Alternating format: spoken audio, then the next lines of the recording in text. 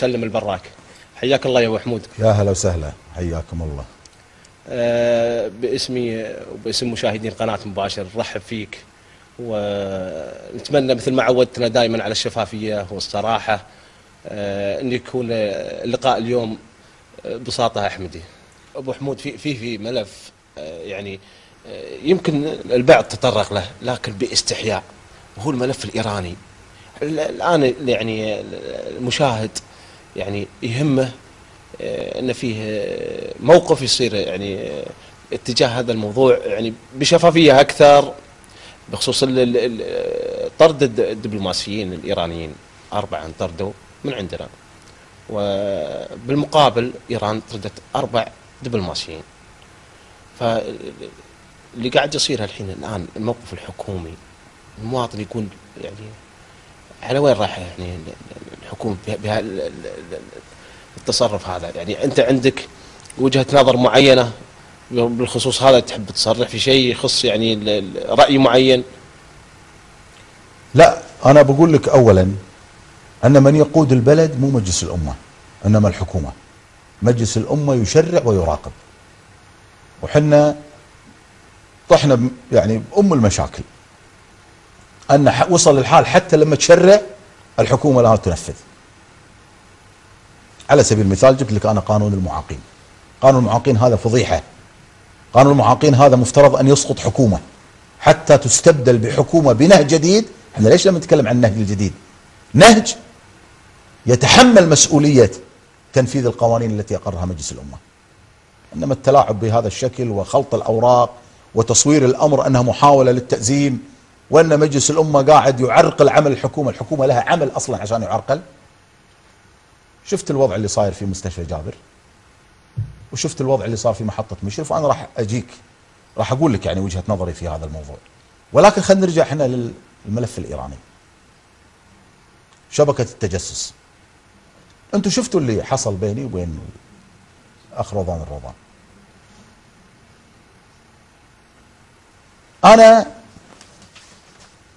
في تلك الفترة أنا لست صانعا للخبر، أنا ناقلا له، لكن هو جزء من محاولة خلط الأوراق اللي تمارسها الحكومة.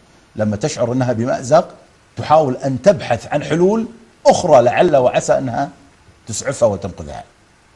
أنا قاعد أقول لهم، أنا الحين ما قاعد أقول لهم أنتوا رحتوا أو ما رحتوا، أنا قاعد أقول له لما القبس في 1/4 كتبت في هذا الموضوع، كتبت بهذا الوضع. وينكم؟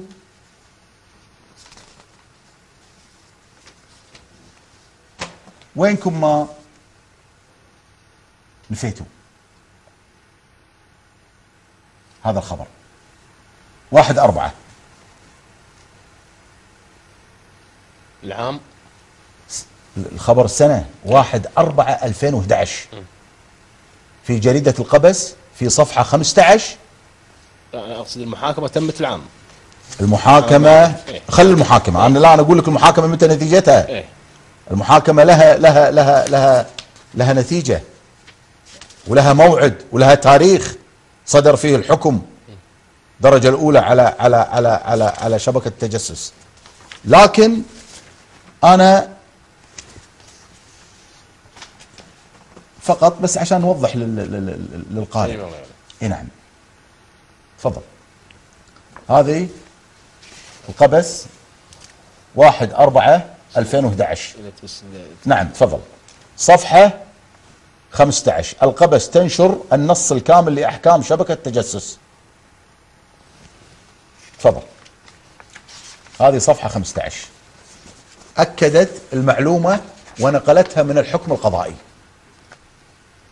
يعني جريدة محترمة مثل القبس لديها القدرة الكاملة على نشر، أو لديها مصادر محققة ومؤكدة تنشر هذا الخبر، وكل أهل الكويت يقرونه. والحكومة 7 أيام بين نشر هذا الخبر بأن رئيس الوزراء قام بإيفاد روضان الروضان وزير الدولة لشؤون مجلس الوزراء للسفارة الإيرانية لتقديم الاعتذار للحكومة الإيرانية وسفارتها عن ورود اسمهم في التحقيقات الموجهة لإيران. يمر أسبوع وتصمت هذه الحكومة برئيسها ووزيرها صمت القبور، ما انطقوا بكلمة. جيت أنا أقول لهم شنو؟ أقول لهم ليش ما نفيتوا لما نشر بالقبس؟ هني فكروا بأنه يفون، وطلع رضوان الروضان ليدعو للمباهلة. وأنا قلت له في حينها إذا أردت أن تباهل لا تباهلني، أنا ناقل الخبر، باهل من صنع الخبر وهو محامي المتهمين في المحكمة. وراح أقول لك الحين ليش. إذا بغيت تباهل باهل السفير الإيراني اللي نقل عن لسانك في وفقا لما ورد في جريدة الرأي في 6/5 عن المقابلة اللي تمت بينك وبينه في 5/5 بصفتك وزير الخارجية بالنيابة. وأنا أفهم أن هذا الموقف وهذا الكلام لا يمكن يا روضان أنك تنطق فيه أصلا، أو أنك تقوله أو تتجرأ أن تقوله، ما لم أن رئيس الوزراء أخطرك بهذا الأمر. شنو قال حق السفير الإيراني في يوم 5/5/2010؟ 5/5/2010. صور هذه المعلومة. احنا لما تكلمنا عن النفي في 1/4/2011 لا نعلم عن هذا الأمر. يقول السفير الإيراني على لسان منه؟ السفير الإيراني يتحول إلى ناطق رسمي باسم روضان. يقول أن الوزير الروضان أكد أن الحكومة الكويتية ليس لديها أي اتهام ضد الجمهورية الإسلامية. متى التاريخ؟ 5/5/2010. أنا بقول للناس شنو يعني هذا التاريخ. هذا التاريخ يعني أن وزارة الدفاع ووزارة الداخلية في حكومة دولة الكويت انتهوا من تحقيقاتهم ورفعوها إلى النيابة. جزء من هذه التحقيقات هي اتهامات موجهة لإيران ولبعض العاملين والدبلوماسيين في السفارة الإيرانية في الكويت. ووزير الخارجية بالنيابة روضان باسم حكومة الكويت وباسم ناصر محمد يؤكد للسفير الإيراني أن الحكومة الكويتية ليس لديها أي اتهام ضد الجمهورية الإسلامية. طيب والتحقيقات اللي طلعت للنيابة العامة؟ خليني أقول لك شو اللي صار عشان أبين لك أنها يعني حكومة تمشي بدون دليل للأسف. في 29/3/2011 صدر الحكم اللي أشارت له جريدة القبس في 1/4/2011. إذا القضية مو قضية القبس ولا قضية جريدة، لا، القضية أخطر من ذلك. القضية قضية حكم. متى صدر الحكم؟ الحكومة لم تكن مستقيلة عشان نطالبها بأن تعقد اجتماع استثنائي مثل ما فعلت بال50 دينار وعدم ضم التحقيقات إلى النيابة العامة. اجتمعت لرد هذه القوانين في يوم 28 يوم 29/3/2011 صدر الحكم القضائي. هذا الأمر يعني أن يوم 30/3 كان هذا الحكم كاملا تحت نظر الحكومة. لم تدعى الحكومة لاجتماع لا عادي ولا استثنائي حتى تتعامل مع تداعيات هذا الحكم الخطير على أمن الكويت وسلامة أراضيها. شنو قالوا؟ شنو ورد في الحكم؟ ورد في الحكم أولا أن تؤكد بأن سيد منو جهر سيد جلالي اللي تم إبعاده، هذا أمر بالحكم صادر. احنا الآن ما نتكلم عن جريدة، صورة من الحكم، نتكلم عن حكم صدر يوم 29/3/2011. حيثيات والحيثيات منو سيد منجهر سيد جلالي؟ هو الملحق العمالي في السفارة الإيرانية في الكويت. تصور الرجل المسؤول عن الملف العمالي في إيران في الكويت، العمالة الإيرانية مع احترامنا وتقديرنا لمن يعمل بشرف فيهم، هو المسؤول عن إنشاء وصناعة الخلايا والشبكات التجسسية لخدمة الاستخبارات الإيرانية. اللي يقول الرئيس الإيراني ونقول للأسف أن من أوصلنا لهذا الأمر هو حكومة ناصر محمد. يستهزئ في الكويت ويقول الكويت شنو عندها أصلا عشان نتجسس عليه. الكويت دولة ذات سيادة ودولة مستقلة من المفترض أن تحترم. الكويت في يوم من الأيام أنت أردتها أن تكون بوابة سياسية لتحسين صورتك في الخليج العربي اللي هو أساسا عمقنا الاستراتيجي. لكن الشيخ ناصر محمد وفقا لسياسته وتعامله لم يفكر في يوم من الأيام أن الخليج على رأسهم المملكة العربية السعودية أنهم العمق الاستراتيجي للكويت كما أن نحن عمق استراتيجي لهم. فإذا والأمر وصل إلى هذه الدرجة. الأمر الثاني، القبس ما جابت الأمر من فراغ، لكن عندنا حكومة مثل ما قلت لك يعني وفق معادلة، حكومة قبية لا تقرأ، وإذا قرأت لا تفهم، وإذا فهمت ما تستوعب، لأن نسبة الاستيعاب عندها كحكومة بالفعل نسبة قليلة جدا. والدليل على ذلك هو هذا الفشل الذريع اللي قاعد تقع فيه من حكومة لحكومة إلى أن وصلنا إلى الحكومة السابعة. شوف شو تقول فيه محامي المتهمين، يقول أن رئيس مجلس الوزراء الكويتي نطلب استدعائه لسؤاله في واقعة هذا المحامي يقول دفاع إفادة وزير الدولة لشؤون مجلس الوزراء لمقر السفارة الإيرانية بدولة الكويت للاعتذار لدولة إيران عن الزج باسمها في التحقيقات الماثلة. أنا بس الآن أبي تفضل، هذا حكم قضائي في 29/3/2011. هذا الحكم عندما أصبح تحت نظر الحكومة ما فكر الشيخ ناصر محمد أن يدعو الحكومة لاجتماع استثنائي. شاطر بال50 دينار يدعو، شاطر في قضية إلحاق النيابة العامة في القضاء يدعو لرد القانون.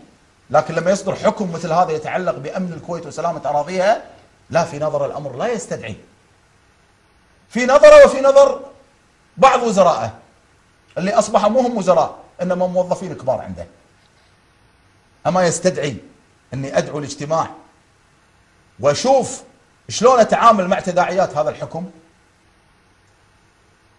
وأنفي هذه الواقعة التي وردت في الحيثيات. المحكمة لم تنفيها. ايش قالت المحكمة؟ فلما كان الثابت المحكمة من مطالعتها للأوراق أنها جاءت خلوا من شهادتهم على أي من واقعات الدعوة ليتسنى لها مناقشتهم فيها، فضلا أن ما نسبه دفاع المتهمين لكل منهم تصريحات بشأن مدى علاقة دولة إيران بواقعة الدعوة إنما هي تصريحات. شوف شو يقول القاضي، شوف الحكم شو يقول. خل أهل الكويت يعرفون حقيقة وخيبة هذه الحكومة إن صح صدورها عنهم، فهي تصريحات سياسية تخرج عن نطاق الدعوة.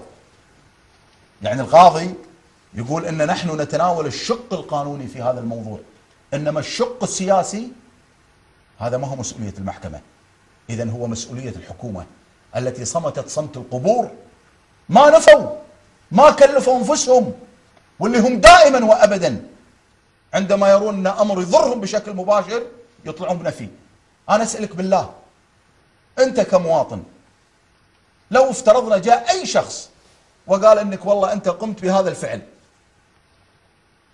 الفعل، فعل معين، وأنت كمواطن قرارك وموقفك وتداعيات هذا الموقف لا يؤثر إلا على شخصك، ما تسارع في ثاني يوم وتنفي هذا الخبر إذا كان غير صحيح؟ فما بالك في حكومة مسؤولة عن دولة، مسؤولة عن أمن الدولة وسلامتها وسلامة أراضيها والأمن القومي والوطني لهذه الدولة. ما كلفت أمرك بمستشارينك وبوزرائك، بل أن الوزير ذاته اللي يوجه له الاتهام في الحكم. وزير الدولة لشؤون مجلس الوزراء هو روضان الروضان، رئيس الوزراء هو ناصر محمد. ما حد كلف نفسه أحد فيهم نفسه أنه ينفي هذا الخبر ويقول أن ما ورد في حيثيات الحكم من حديث دفاع المتهمين هذا كلام باطل لا أساس له. وبالتالي إذا بغيت باهل الربع هذول، باهل دفاع المتهم، وقف وياه أمام الشعب الكويتي، قول له أنت اللي صنعت الخبر أمام المحكمة، تعال أقسم أنه صحيح هذا الكلام. وفوق هذا وصل حالنا في الكويت لهالدرجة، باكر اذا ماكو داعي نستجيب رئيس الوزراء. نجيب صحيفه الاستجواب ونحطها امام رئيس الوزراء ونقول ماكو داعي جلسه خاصه. يا رئيس الوزراء، يا رضوان الرضوان، يا اي وزير، اقسموا امام الله وامام الشعب ان التجاوزات التي وردت فيها صحيفه الاستجواب انها غير صحيحه وبعيده عن الواقع، ونسكر اوراقنا ونروح لبيوتنا. هم هذه الطريقه اللي هم يبونها. وبالتالي انا بقول لك شغله، وانا مع احترامي وتقديري، وانا اقول ان كل محامي دوره وجزء من دوره وتحقيق العداله هو ان يدافع عن المظلوم متى ما اقتنع بقضيته. بل ان احنا نذهب الى ابعد من ذلك. شو نقول؟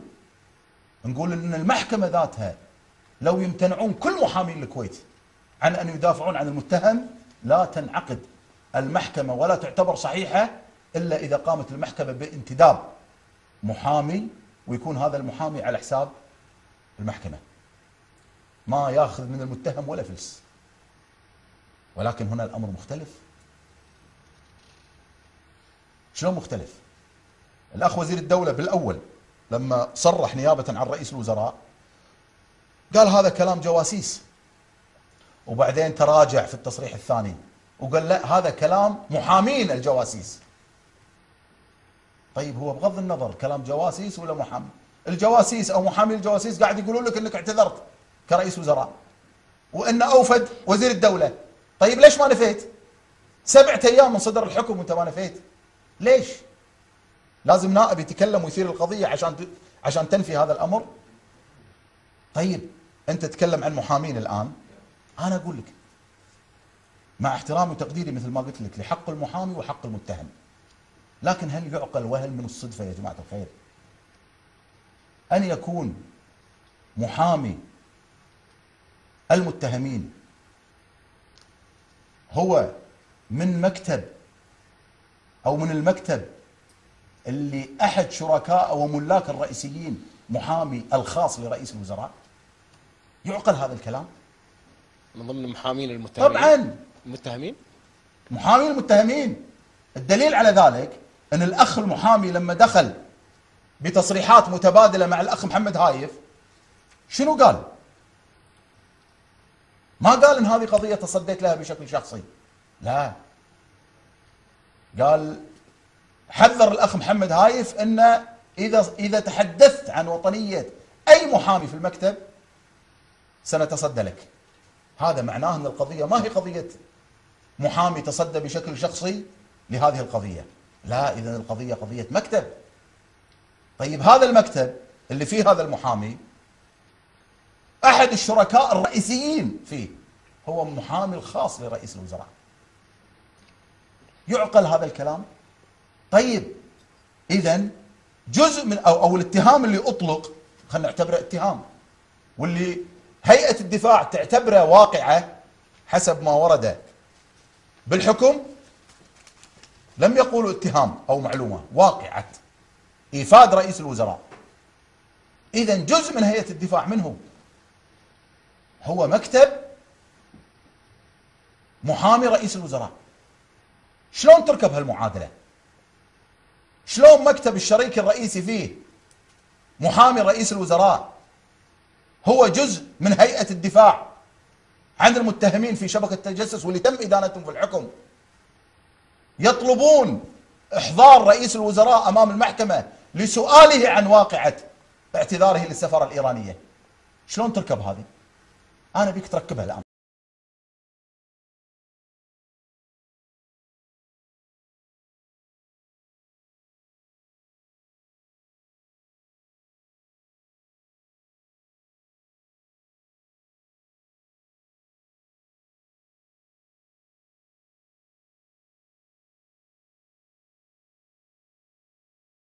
أكدت هذا الحق، بل قلت لك إذا كان الأخ المحامي اللي تبادل التصريحات مع الأخ محمد هايف تصدى لهذا الأمر بشكل شخصي وأعلن هذا الأمر، أنا ما لي حق أتكلم في هذا الموضوع. لكن المحامي لا، في تصريحه أكد أن القضية قضية مكتب مو قضية شخص. إذن يعقل الآن المحامين في الكويت خلصوا إلا أن يكون الطرف الآخر محامي رئيس الوزراء.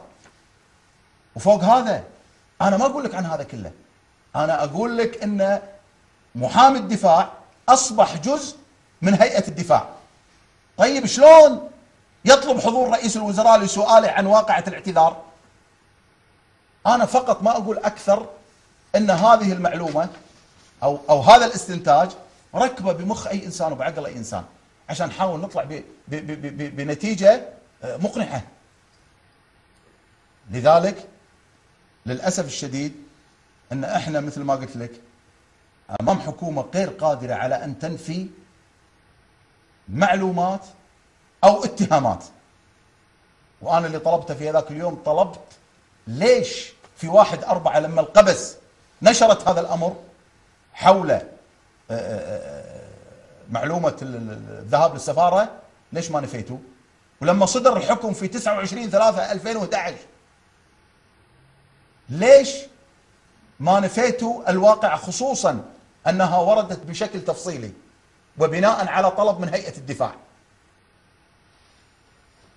واتضح فيما بعد أن في 6/5/2010 أن الأمر أكبر من ذلك، أن السفير الإيراني صرح بأن الكويت على لسان وزير الخارجية بالنيابة أنها استبعدت إيران من الاتهامات، وكانت هذه النتيجة.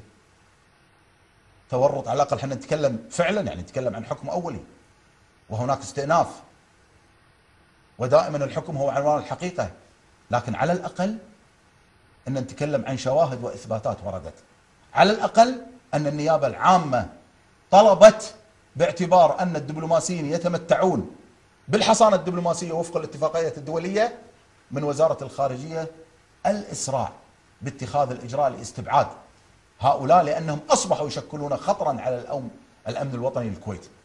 أحد هؤلاء الملحق العمالي المسؤول عن الملف العمالي الإيراني في الكويت، للأسف الشديد يستخدم لتشكيل وصناعة خلايا التجسس داخل الكويت لمصلحة الاستخبارات الإيرانية. فلذلك حنا بالفعل أمام حكومة فشلت في كل الملفات بما فيها الملف الخارجي. خلونا نقول حق رئيس الوزراء شنو العلة اللي انت وقعت فيها، شنو مشكلتك في إدارة شؤون البلد، وخلي يجاوب أمام الناس. خل رئيس الوزراء يظهرنا أمام الناس أننا مخطئين إذا وزراء يرفضون المناظرات. طيب أبو حمود، الحين في نقطة نتمنى أن نستكملها بخصوص شبكة التجسس. أنت تعتقد أن طرد 4 دبلوماسيين ردة فعل كافية للكارثة اللي حصلت، شبكات تجسس؟ هو ما في كلام ان عمليه الاربعه، قلت لك بناء على ما ورد في حيثيات الحكم وقرار النيابه العامه. ولكن الكويت اطردت 3 دبلوماسيين لانهم تآمروا على امن البلد وسلامه اراضيه. ايران اطردت 4 دبلوماسيين فقط لانهم في السفاره الكويتيه، فقط لا غير. يعني إيران قاعدة ترد وهي المخطئة، وهي اللي أساءت الكويت، وهي التي صنعت شبكة التجسس، وملحقها العمالي المعني بالملف العمالي هو المسؤول عن صناعة هذه الشبكة. ومع ذلك بكل قلة حياء تقوم بطرد 4 دبلوماسيين تتحدى الكويت في هذا الأمر. أنا أعتقد الكويت بالفعل يجب أن تكون لها ردة فعل. شنو ردة الفعل اللي تتوقع لازم يكون؟ أنا أعتقد الأمر يجب أن يكون يعني أكبر من ذلك، وهو سحب السفير الكويتي وابعاد السفير الإيراني. لو كان مجلس الأمة قائم في الآونة هذه راح تطالب بالشيء هذا؟ احنا نطالب الآن، مو قضية طالب مجلس الأمة، نطالب الآن. بس مجلس الأمة أنا أعتقد بوضعه بتركيبته، أنا أعتقد لازم تفتح بيوت العزاء ويتقبل أبناء الشعب الكويتي العزاء في بعض النواب المطبلين اللي أساءوا بمعنى التمثيل النيابي وأصبحوا جزء لا يتجزأ، كأنهم إدارة من إدارات مجلس الوزراء بشكل مخيف ومخزي ومذل. خصوص اللي هي الجلسات السريه الخلل اللي فيها اعتقد من زملاء المهنه، من الاعضاء الاخرين. احنا نقول ليش ما تعرضونها قدام الشعب؟ يعني الشعب يعرف، الشعب يعرف. انا الان لما اقول على سبيل المثال، انا تكلمت يوم من الايام في الندوات وقلت يا جماعه الخير، بعض النواب اللي قاعدين يمارسون عمليه الخنوع ويمارسون الانبطاحيه السياسيه كمفهوم سياسي، اطردوهم من دواوينكم. طيب انا خليني اقلب القصه، مجلس الامه مو بيت الشعب؟ اذا ابناء الشعب الكويتي جم الى المجلس عشان يشوفون هذه المناظره الدستوريه الراقيه، ان هناك مجموعه من النواب يحاكمون ويحاسبون رئيس الوزراء وهو رئيس اكبر سلطه تنفيذيه في البلد، وبعد ذلك يتم التصويت بجلسه سريه. طيب هالنواب هذول فعليا ما طردوا المواطنين من بيت الشعب؟ فاذا انت تطردني من بيت الشعب كمواطن وانت نائب، انا اللي جبتك الى هذا الموقع، اذا من حقي اني اطردك من ديوانيتي عندما تقوم بهذا الفعل. ويا ليت انك محولها سريه للمصلحه العامه، لا، محولها سريه لان كشف اي تجاوز على رئيس الوزراء ومحاوله الاطاحه فيه وفقا للدستور تعني بان امورك كنائب تسعى الى هذا الامر، انك راح تضر نفسك. في كلام يقول لك يعني ان بعض الوزراء لو رجعوا وتم تدوير حقائبهم، الاستجواب شلون راح يكون؟ احنا ما نناقض انفسنا، هذا الكلام سبق ان قلناه ب 2007، وبالتالي ما يحتاج اصلا ان نكرر ما قلناه. مواقفنا ثابته حيه معلنه، نسمح للاخرين انهم يواجهوننا فيها اذا ما التزمنا بها.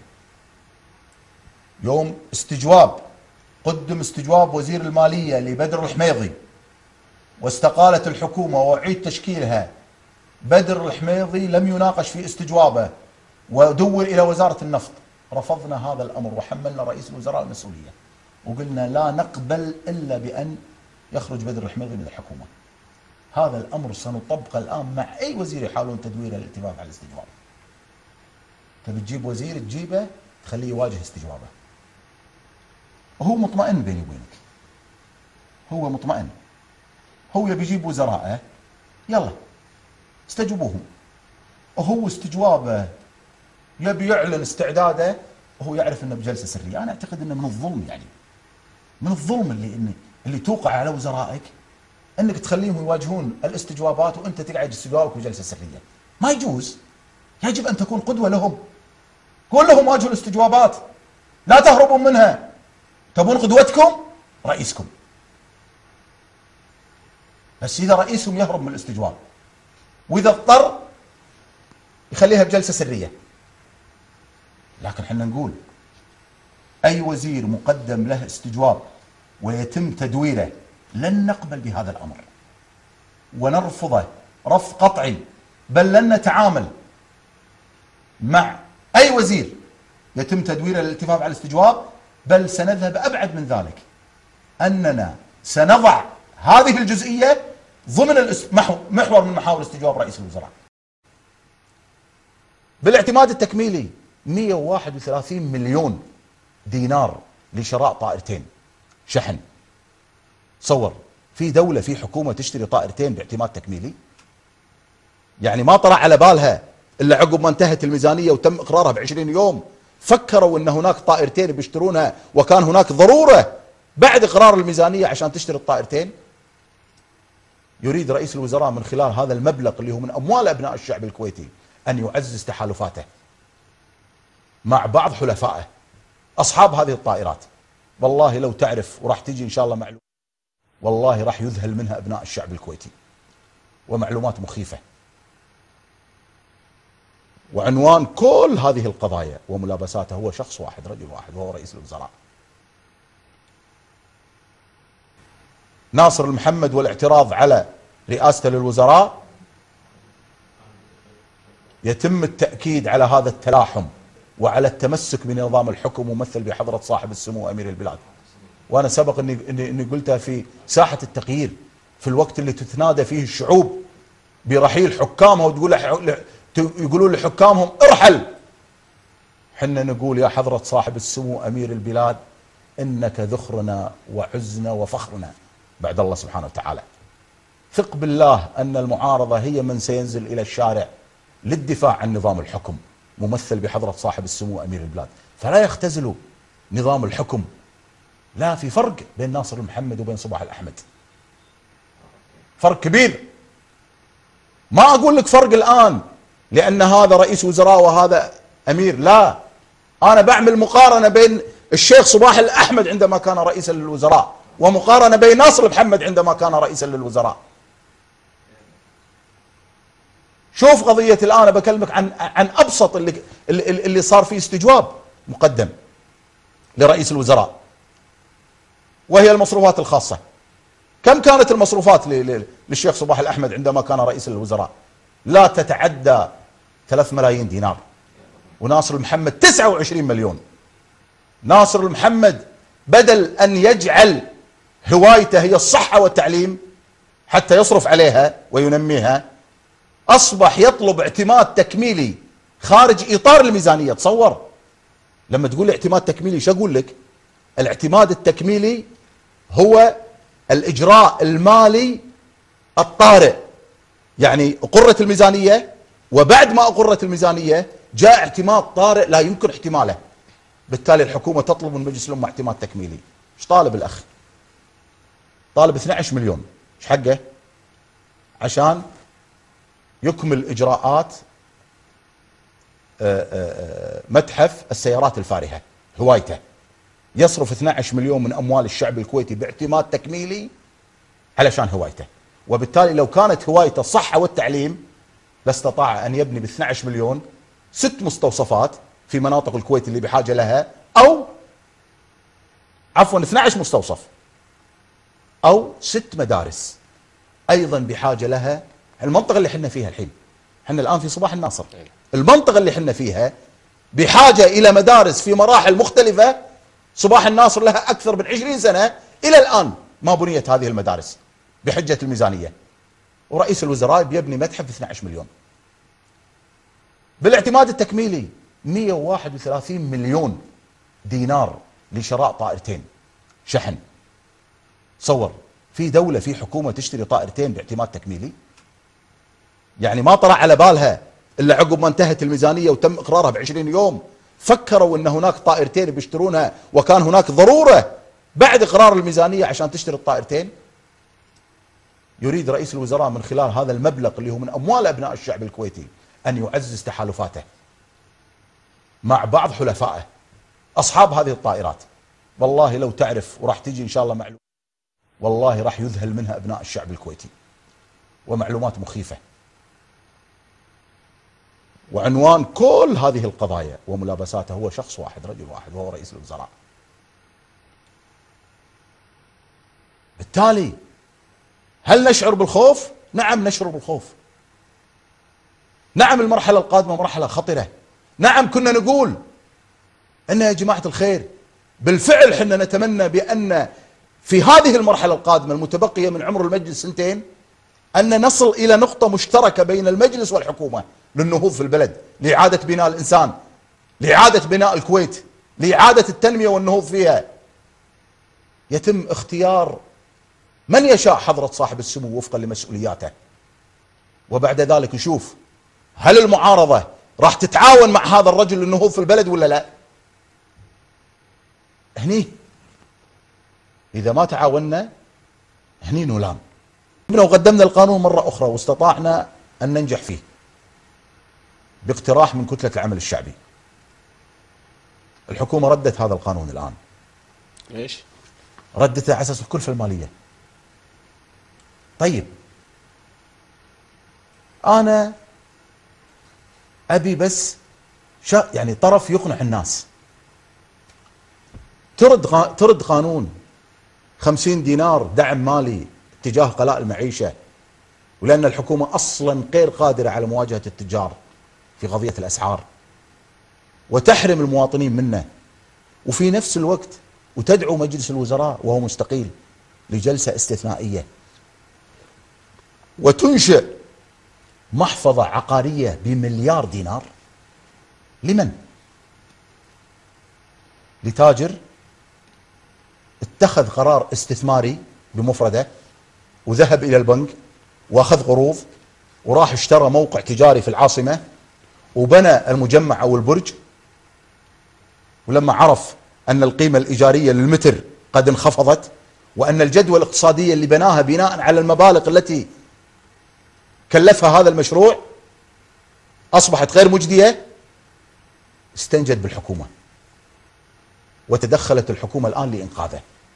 ما الحكومة نفسها في يوم من الأيام وزير المالية وقف نيابة عن الحكومة وقال من اتخذ قرار الاقتراض هو المواطن، وهو من يتحمل مسؤوليته، بالرغم أن المواطن يعرف والحكومة تعرف أن نتيجة لتقصير البنك المركزي اتجاه البنوك وعدم إحكام الرقابة على البنوك هو اللي نحر المواطن من الوريد إلى الوريد. ومع ذلك تأتي الحكومة بكل قلة حياء شو تقول؟ بما أن المواطن هو اللي اتخذ هذا القرار عليه أن يتحمل مسؤوليته، حتى لو كانت نتيجة هذه المسؤولية أن يزج بهم بالسجون. أفهم من كلامك والتاجر أبو حمود، أفهم من كلامك أن المواطن عندنا في الكويت درجات. ما هو درجات، أنا بقول لك الأفظع من ذلك.